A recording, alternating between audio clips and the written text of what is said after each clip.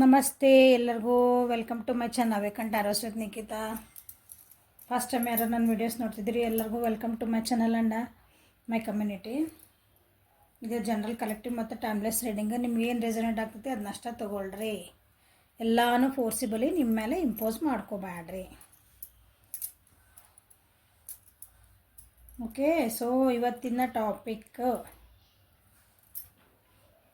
ನೀವಿಬ್ಬರು ಯಾಕೆ separate ಆಗದಿರಿ?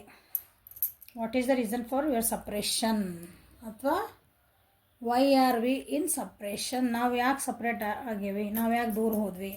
So ಏನೇನು ಬರ್ತಾ ನೋಡೋಣ. ಓಪನ್ ಮೈಂಡಿಂದ ನೋಡ್ರಿ ರೀಡಿಂಗ್ಸ್ನ ಯಾವಾಗಲೂ. ಓಕೆ, ಇಲ್ಲಿ ಏನೋ ಒಂದು ಬರ್ತೈತಿ, ನಾನು ಅದು ಬಂದಿದ್ದು ಹೇಳ್ತೇನೆ. ಇಲ್ಲ ಮ್ಯಾಮ್, ನಾವು ಹಂಗಿಲ್ಲ ಮ್ಯಾಮ್, ನಾವು ಕರೆಕ್ಟ್ ಇದ್ದೀವಿ, ನಾವು ಮನುಷ್ಯರೇ, ನೀವು ಮನುಷ್ಯರೇ, ಇನ್ನು ನಿಮ್ಮ ವ್ಯಕ್ತಿನೂ ಮನುಷ್ಯರೇ. ಹಾಂ, ಎಲ್ಲರೂ ತಪ್ಪು ಮಾಡೇ ಮಾಡ್ತಾರೆ. ಇನ್ನೊಬ್ಬಡಿ ಈಸ್ ಪರ್ಫೆಕ್ಟ್ ಇಯರ್, ಯಾರು ಪರ್ಫೆಕ್ಟ್ 100% ದೇವರೇ ಪರ್ಫೆಕ್ಟ್ ಇಲ್ಲ ಅಂತದ್ರಾಗ ಓಪನ್ ಮಾಡಿ ನಾವು ಯಾಕೆ ನನಗೆ ಹಿಂಗೆ ಬಂತು, ಇಲ್ಲ ಏನೋ ಒಂದು ರೀಡಿಂಗ್ ಬಂದಾಗ ನೀವು ಹಿಂಗೆ ಮಾಡಿರಿ ನೋಡ್ರಿ ನಾ ಹೇಳಿದೆ ಅಂದ್ರೆ ನಿಮ್ಮ ಬಗ್ಗೆ. ಹೌದು, ಯಾಕೆ ಹಿಂಗೆ ಬಂತು, ನಾನು ಏನು ಇಂಥದ್ದು ಮಾಡಿದೆ, ಅಂಥದ್ದು ಏನಾರು ಒಂದು ಆಗಿರಬಹುದಾ ಅಂತಂದು ಸ್ವಲ್ಪ ವಿಚಾರ ಮಾಡಿರಿ.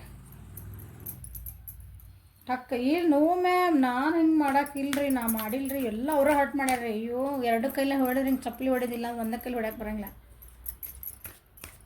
ಅಲ್ಲ. ಸಪ್ರೇಷನ್ ಆಗಿರ್ಬೇಕಂದ್ರೆ ಅಲ್ಲೂ ಇಲ್ಲೂ ಏನಾರು ಒಂದು ಆಗಿರ್ಬೇಕಲ್ಲ. ಅಲ್ಲೇ ಸ್ವಲ್ಪ ಕಾಮನ್ ಸೆನ್ಸ್ ಉಪಯೋಗಿಸೋಕಿಲ್ಲ ಒಂದು ಸಲ. ಫಸ್ಟ್ ನಾನು ಪರ್ಫೆಕ್ಟ್ ಇಲ್ಲ, ನಾನು ತಪ್ಪು ಮಾಡ್ತೀನಿ, ನಾನು ಮನುಷ್ಯನೇ ಅಂತಂದು ಸ್ವಲ್ಪ ಓಪನ್ ಮೈಂಡಿಂದ ನೋಡಿದ್ರಂದ್ರೆ ರೀಡಿಂಗ್ಸನ್ನ ನಿಮಗೆ ಚೆನ್ನಾಗಿ ಅರ್ಥ ಆಗ್ತದೆ.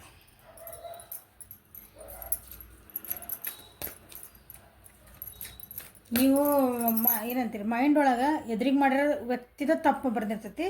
ಎದುರಿಗೆ ಮಾಡಿರೋ ಅವ್ರು ನಿಮ್ಮ ಯಾರ ಬಗ್ಗೆ ನೋಡ್ತೀವಿ ಅವರೇ ತಪ್ಪು ಅಂತಲೇ ರೀಡಿಂಗ್ಸ್ ನೋಡಿದ್ರೆ ಅಲ್ಲಿ ಏನಾದರೂ ಬಂದಾಗ ನಿಮ್ಮ ತಲೆ ಮ್ಯಾಲೆ ಹಾಕೋಸ್ಬೇಕದ. ಸೊ ಅದಕ್ಕೆ ಹೇಳೋದು ಓಪನ್ ಮೈಂಡಿಂದ ನೋಡ್ರಿ ಅಂತ. Why are you people in separation? ನೀವು ಯಾಕೆ ಸಪ್ರೇಷನ್ ಒಳಗೆ ಅದೀರಿ ನೋಡೋಣ ಏನೇನು ಬರ್ತೈತಿ. Awareness, breakthrough, major arcana ಎರಡು ನೋಡ್ರಿ. Oh my god, 3 major arcana. The pool,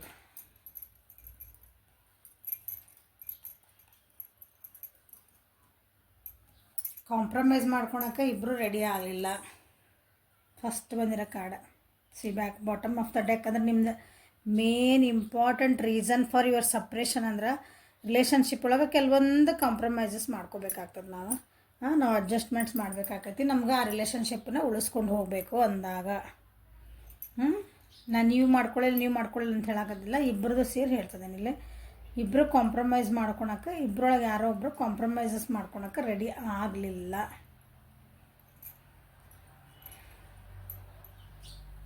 ಕೆಲವೊಂದು ವಿಷಯಗಳನ್ನು ಮನಸ್ಸು ಬಿಚ್ಚಿ ಮಾತಾಡಲಿಲ್ಲ, ಸೈಲೆಂಟಾಗಿದ್ದುಬಿಟ್ರಿ. ಯಾರೋ ಏನೋ ಹೇಳಿದ್ರು ಅವ್ರ ಬಗ್ಗೆ ಅಂದಾಗ ನೀವು ಸೈಲೆಂಟ್ ಆದ್ರಿ, ನಿಮ್ಮ ಬಗ್ಗೆ ಅವ್ರೇನೋ ಹೇಳಿದಾಗ ಅವ್ರು ಸೈಲೆಂಟ್ ಆದರು. ಅದನ್ನು ಮನಸ್ಸು ಬಿಚ್ಚಿ ನೋಡಿ, ಹಿಂಗೊಬ್ರು ಏನೋ ಉದಾಹರಣೆ ಇದೆ, ಒಬ್ರು ಹಿಂಗೆ ನಿಮ್ಮ ಬಗ್ಗೆ ಹಿಂಗೆ ಹೇಳ್ತಿದಾರೆ, ಏನು ಮಾಡಬೇಕು, ಹೌದಾ ಸರಿನಾ ತಪ್ಪು, ಅದನ್ನು ಅನಲೈಸ್ ಮಾಡ್ಕೋಬೇಕಾಗಿತ್ತು. ಹೌದಾ, ಅದನ್ನು ಸರಿ ತಪ್ಪನ ಏನಂತಲ್ಲ, ನೋಡಿದ್ದು ಸುಳ್ಳಾಗಬಹುದು, ಕೇಳಿದ್ದು ನಿಜಾನಿಸಿ ಯೋಚಿಸಿದಾಗ ನಿಜವೂ ತಿಳಿಯುವುದು. ಹೌದಾ, ಹಂಗೆ ಯೋಚನೆ ಮಾಡಲಿಲ್ಲ ನೀವು. ಸೊ ಇವತ್ತು ನೀವು ಸಪ್ರೇಷನ್ ಒಳಗೆ ಅದಿರಿ. ಸೈಲೆಂಟ್ ಇದ್ದಿದ್ದ ನಿಮಗೆ ಒಂದು ಮುಳ್ಳಾತು. ಇಬ್ಬರು ನೀವ ಕರೆಕ್ಟ್, ನಾನೇ ಕರೆಕ್ಟ್, ನಾನು ನೋಡ್ತಿರೋ ಜೀವನನೇ ಕರೆಕ್ಟ್, ಅಂದರೆ ನಾ ಮಾಡ್ತಿರೋದ ಕರೆಕ್ಟ್. ನಾನು ಹೊಸ ಥರ ಯೋಚನೆ ಮಾಡ್ತಿದ್ದೇನೆ, ನೀ ಇನ್ನೂ ಹಳೆ ಥರ ಅದಿದ್ದಿ. ಆ ರೀತಿ ಡಿಫ್ರೆನ್ಸ್ ಆಫ್ ಒಪಿನಿಯನ್ನ ಬಂದಿದ್ದರಿಂದ ಇವಾಗ ಸಪ್ರೇಷನ್ ಅದಿರಿ.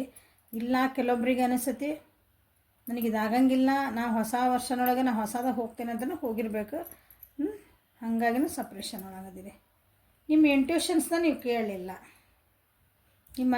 ನಿಮ್ಮ ಮನಸ್ಸು ಏನು ಹೇಳ್ತಲ್ಲ ನಿಮ್ಮ ರಿಲೇಷನ್ಶಿಪ್ ಬಗ್ಗೆ,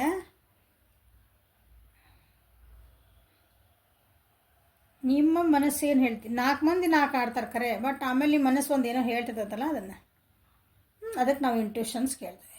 ಹೌದಾ, ನಮ್ಮ ಮನಸ್ಸಾಕ್ಷಿ ಅಂತೀವಿ ಅದಕ್ಕೆ. ಅದು ನೀವು ಹೇಳಿದ್ದನ್ನು ನೀವು ಅದನ್ನು ಕೇಳಲಿಲ್ಲ.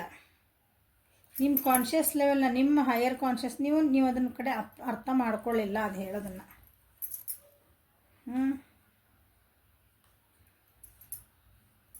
ಸೊ ಇವು ನಿಮ್ಮ ಸಪ್ರೇಷನ್ಗೆ ಕಾರಣಗಳು. ಓಕೆ, ನೋಡ್ರಿ ಇಲ್ಲೇ ಅಷ್ಟು ಮೇಜರ್ ಅರ್ಕನ ಬಂದವು. ಒಬ್ರಿಗೆ ಅರಿವು ಮೂಡಲಿಲ್ಲ, ಒಬ್ರಿಗೊಬ್ರು ನೀವು ಮಿಸ್ ಮಾಡ್ಕೊಳ್ಳಿಲ್ಲ, ಬಾಯಿಗೆ ಹೇಳ್ತಿದ್ರಿ ಮಾಡ್ಕೊತಿದ್ರಿ, ಅದು ಒಂದೇನಂದ್ರೆ ಬಾಂಡಿಂಗ್ ಇರೋದಿಲ್ಲ. ಅದು ಎಸ್, ಅದು ಹಿಂಗೆ ಟೆಲಿಪತಿ ಅಂತ ಇರ್ತದೆ ಒಂದು ಮೋಸ್ಟ್ ಆಗಿ ಗೊತ್ತಿರ್ಬೇಕು. ಟೆಲಿಪತಿ ಅಂತಂದ್ರೆ ನೀವು ಕುತ್ಕೊಂಡು ಇಲ್ಲೇ ಯಾರ್ದಾರ ಬಗ್ಗೆ ಭಾಳ ಯೋಚನೆ ಮಾಡಿದ್ರಂದ್ರೆ ಅವರಿಗೆ ಗೊತ್ತಾಗ್ತದೆ ನೀವು ಯೋಚನೆ ಮಾಡ್ತಿದ್ದೀರಿ, ಏನು ಯೋಚನೆ ಮಾಡ್ತಿದ್ದೀರಿ ಅಂತಂದು. ನೀವು ಮನಸ್ಸಿಂದ ಯೋಚನೆ ಮಾಡ್ಕೊತಾನೆ ಇನ್ನೊಬ್ರು ನಾವು ಕಂಟ್ರೋಲ್ ಮಾಡ್ಬೋದು, ಅದೇ ಟೆಲಿಪತಿ. ಆ ರೀತಿ ನಿಮ್ಮಿಬ್ಬರ ನಡುವೆ ಅವೇರ್ನೆಸ್ ಇದ್ದಿದ್ದಿಲ್ಲ. ನೀವೇನು ಮಾಡ್ತಿದ್ದೀರಿ, ನೀವೇನು ಮಾತಾಡ್ತಿದ್ದೀರಿ, ನಮ್ಮ ರಿಲೇಷನ್ಶಿಪ್ ಇದ್ದೆ, ಬಾಂಧವ್ಯದ ಏನಂತೀರಿ, ಗಟ್ಟಿತನ ಏನಿರಬೇಕು, ಅದಕ್ಕೊಂದು ಪವಿತ್ರತೆ ಏನಾದ್ರದ್ದು ನಿಮ್ಗೆ ಅವೇರ್ನೆಸ್ ಇರಲಿಲ್ಲ.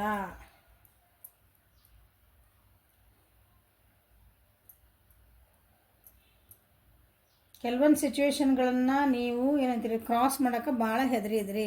ಕೆಲವೊಂದು ಕಷ್ಟಕರವಾದ ನಿಮ್ಮದು ಒಂದು ಪರಿಸ್ಥಿತಿ ಬಂದಿತ್ತು ನಿಮ್ಮಿಬ್ಬರು ರಿಲೇಷನ್ ಒಳಗೆ, ಅದನ್ನು ಬ್ರೇಕ್ ಥ್ರೂ ಮಾಡೋಕೆ ನಿಮ್ಗೆ ಆಗಲಿಲ್ಲ. ಅದಕ್ಕೆ ಇವತ್ತು separation ಆಗದಿರಿ.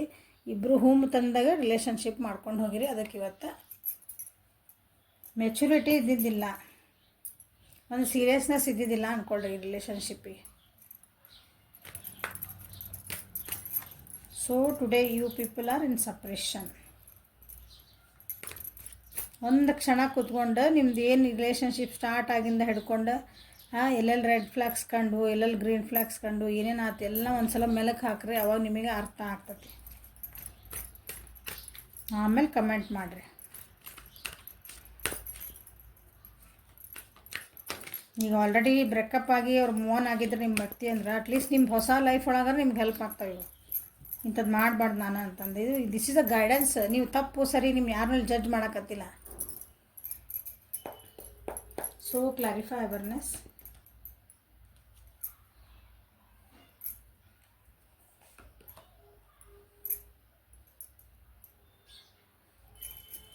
clarify breakthrough, clarify breakthrough, clarify the fool, clarify the fool. ನೋಡ್ರಿ ಕಾರ್ಡ್ಸ್ ಏನು ಬರ್ತದ ಅಂತ ನೋಡ್ಬಿಡ್ರಿ. ಇವಾಗ ನೋಡ್ರಿ ಕಾಣ್ತದವಲ್ಲ ಕಾರ್ಡ್ಸ್, ಹೆವಿ ಎನರ್ಜಿ ಐತಿ. ಬಾಟಮ್ ಆಫ್ ದ ಡೆಕ್ ಇದೆಲ್ಲ ಹೇಳ್ತದೆ ನಿಮ್ಮ ಬಗ್ಗೆ, ನಿಮ್ಮ ರಿಲೇಷನ್ಶಿಪ್ ಬಗ್ಗೆ. ಸಾರಿ, ನಿಮ್ಮ ಬಗ್ಗೆ ಅಲ್ಲ.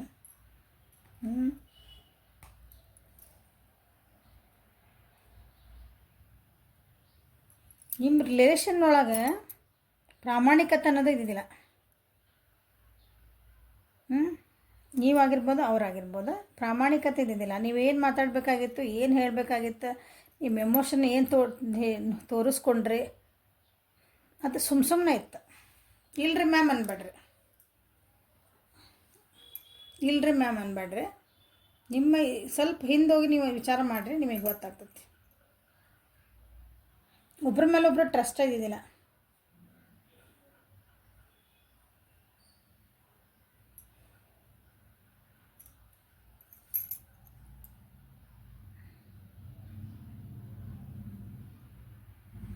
ಆಲ್ಮೋಸ್ಟ್ ಎಲ್ಲ ರಾಶಿನೂ ಬಂದಾವ. ಇದ್ರಾಗ ಎಲ್ಲ ರಾಶಿ ಬಂದವು. ಸ್ಪೆಷಲ್ಲಾಗಿ ಏನು ಹೇಳೋ ಹರ್ಕತ್ತಿಲ್ಲ, ಎಲ್ಲ ರಾಶಿನೂ ಬಂದವು.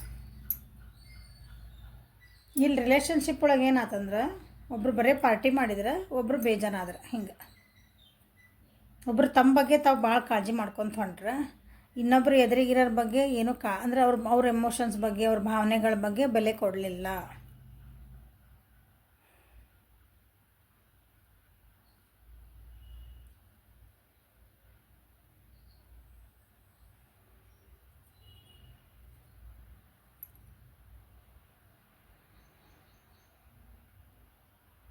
ಕೆಲವೊಬ್ರು ಇಲ್ಲೇನೈತಲ್ಲ,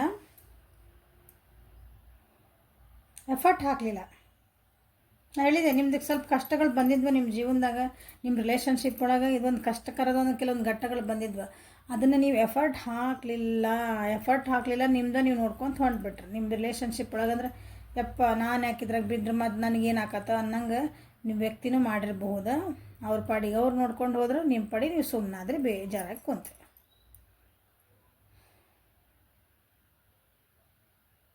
ಇಬ್ಬರು ಮಿಸ್ ಮಾಡ್ಕೊತೀರಿ, ಇಬ್ಬರು ಒಬ್ರಿಗೊಬ್ರು ಇಷ್ಟಪಡ್ಕೊತೀರಿ, ಇದರಿಂದ ಹೊರಗೆ ಬರ್ಬೇಕಂತನೇ ಅನ್ಕೊಳಕತ್ತೀರಿ ಈಗ ಸಪ್ರೇಷನ್ ಒಳಗೆ. ಬಟ್ ಅದು ಎಫರ್ಟ್ ಕಾಣಕತ್ತಿಲ್ಲ.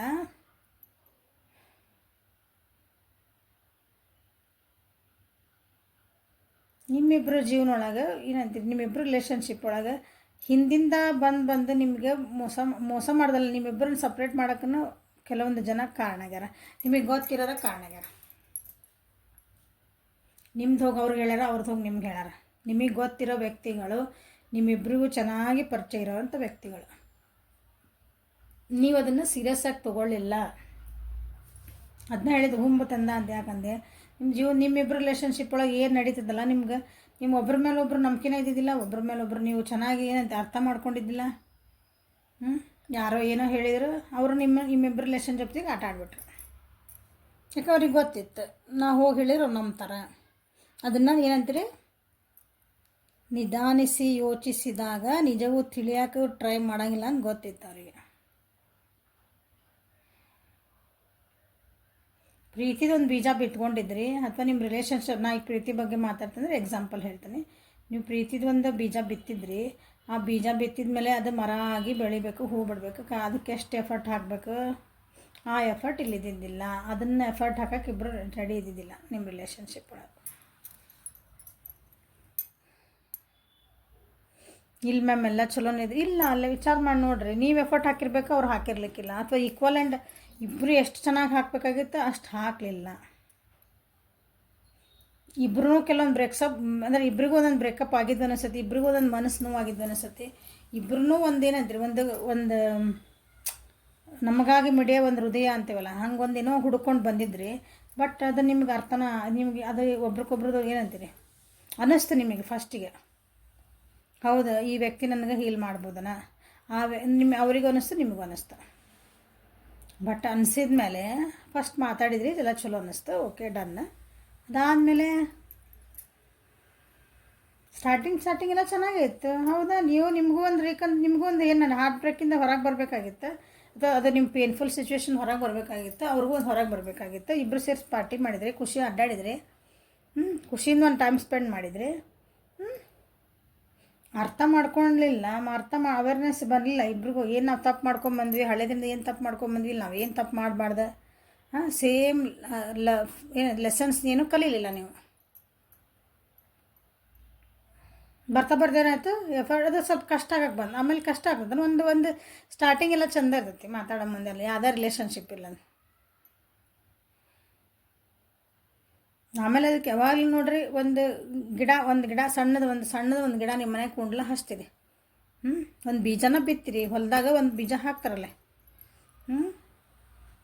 ಅದನ್ನು ಎಷ್ಟು ಕಾಪಾಡ್ತಾರೆ ಅವರು. ಅದ್ರ ಫಸಲು ಬಂದು ನಾವು ಇವತ್ತು ಊಟ ಮಾಡ್ತಿದ್ದೇವೆ ಅಂದರೆ ಅವ್ರು ಎಷ್ಟು ಕಣ್ಣಿಟ್ಟು ನೋಡ್ಕೊಂಡು ಎಲ್ಲ ಮಾಡಿದ್ರೆ ಇವತ್ತು ನಮಗೂ ಊಟ ಮಾಡ್ತೀವಿ ನಾವು. ಹಂಗೆ ನಿಮ್ಮ ಜೀವನಕ್ಕೆ ನೀವೊಂದು ಏನೋ ಒಂದು ರಿಲೇಷನ್ಶಿಪ್ನ ಹುಡ್ಕೊಂಡು ಹೋದಾಗ ಅದಕ್ಕೊಂದು ಬೀಜ ಬಿತ್ಬಿಟ್ರೆ ಅದು ಒಂದು ಚೆನ್ನಾಗಿತ್ತು, ಓಕೆ. ಅದಾದಮೇಲೆ ಕಮ್ಯುನಿಕೇಷನ್ ಇಲ್ಲ, ಒಬ್ರಿಗೊಬ್ರು ಬೈಕೊಂತನ ಒಬ್ರಿಗೊಬ್ರು ಏನಂತೀರಿ, ಈಗ ಒಬ್ರಿಗೂ ಒಂದು ಒಳ್ಳೆ ಫೀಲಿಂಗೇ ಬರಲ್ಲ, ನೆಗೆಟಿವ್ ಫೀಲಿಂಗ್ಸ್ ಬರೋಕತ್ತು ಇಬ್ಬರಿಗೂ. ಆಮೇಲೆ ಏನನ್ನಿಸ್ತೀಗ ಲಾಸ್ಟಿಗೆ ಸಪ್ರೇಷನ್ ಮಾತಾಡ್ತಿದ್ದೀನಿ, ಸಪ್ರೇಷನ್ ಇಬ್ಬರಿಗೂ ಎಂಡ್ ಮಾಡಬೇಕು, ಹೊಸ ಬಿಗಿನಿಂಗ್ ಮಾಡ್ಬೇಕಂತ ಅನ್ನಿಸ್ತು ಲಾಸ್ಟಿಗೆ. ಇದು ಸಾಕು, ಇದನ್ನು ಮುಗಿಸ್ಬಿಡೋಣ, ಸಾಕು, ತಗೋ ನೀನು ಕೊಟ್ಟಿದ್ದು ನಿನಗೆ ಗಿಫ್ಟ್ ತಗೋ, ನಾನು ಕೊಟ್ಟಿದ್ದು ನನಗೆ ತೊಗೊತೀನಿ, ಸರಿ ಮುಗಿಸ್ಬಿಡೋಣ, ಇದಕ್ಕೊಂದು ಎಂಡ್ ಮಾಡಿ ಡೆಡ್ ಎಂಡ್. ನೋಡ್ರಿ ಅದು ಬಂದಿರೋದು ಕಾರ್ಡ್.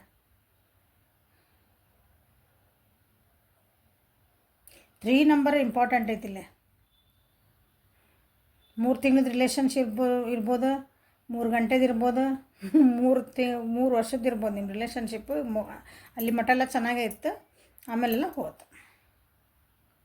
3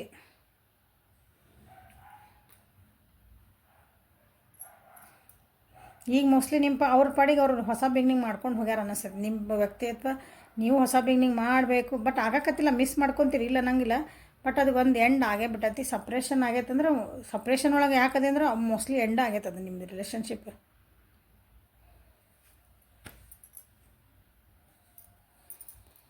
ಸೊ ಇದು ರೀಸನ್, ನಿಮ್ಮದು ರೀಸನ್ ಯಾಕೆ ಸಪ್ರೇಷನ್ ಒಳಗದಿರ ಅಂತಂದ್ರೆ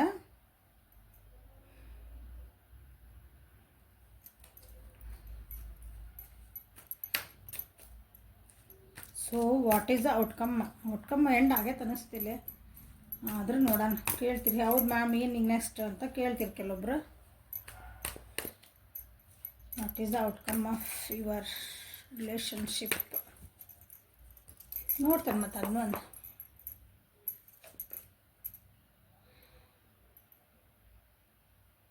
ನ್ಯಾಯಬದ್ಧವಾಗಿದ್ದಿ ಅಂದ್ರೆ ಕಾರ್ಮಿಕ ನೀವು ಏನು ಬಿತ್ತಿದ್ರಿ ಅದು ನೀವು ಬೆಳೀತದಿರಿ ಇವತ್ತು. ಇಷ್ಟ ಸಿಂಪಲ್ ಅಲ್ಲಿದು. ನೀವು ಹಾನೆಸ್ಟ್ ಆಗಿದ್ರಿ ನಿಮ್ಮ ರಿಲೇಷನ್ಶಿಪ್ ಅಂದ್ರೆ ನಿಮಗೆ ಹಾನೆಸ್ಟ್ ಆಗಿ ನಿಮಗೊಂದು ರಿಸಲ್ಟ್ ಬರ್ತೈತಿ. ಇಲ್ಲ ನಾವು ಡಿಸ್ಹಾನೆಸ್ಟ್ ಇದ್ವಿ, ಪ್ರಾಮಾಣಿಕ ಇದ್ದಿದ್ದಿಲ್ಲ. ಹಾನೆಸ್ಟ್ ಅಂದರೆ ಪ್ರಾಮಾಣಿಕತೆ ಇದ್ದಿದ್ದಿಲ್ಲ ಅಂದರೆ ನಿಮಗೆ ಕಾರ್ಮಿಕ್.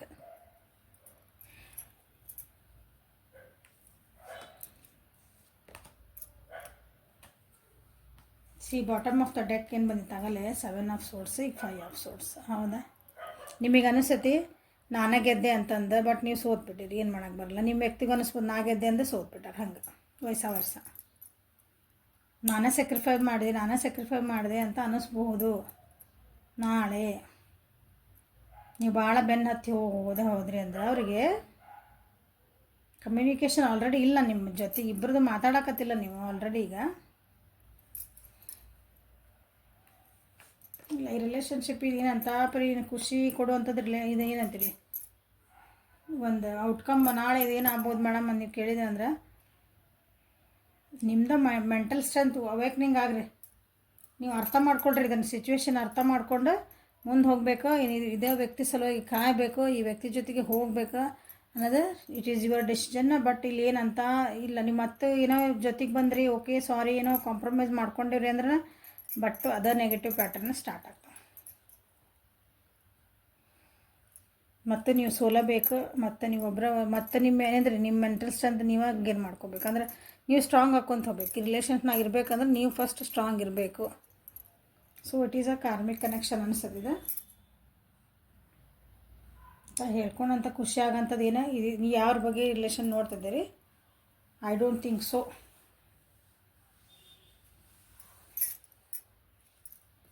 ಓಕೆ, ನಿಮ್ಗೆ ಹೆಲ್ಪ್ಫುಲ್ ಆತು ಅನ್ಕೊತೀನಿ. This is a guidance. Okay, ಯಾರನ್ನೂ ಜಡ್ಜ್ ಮಾಡ್ತಿಲ್ಲ, ಏನಿಲ್ಲ.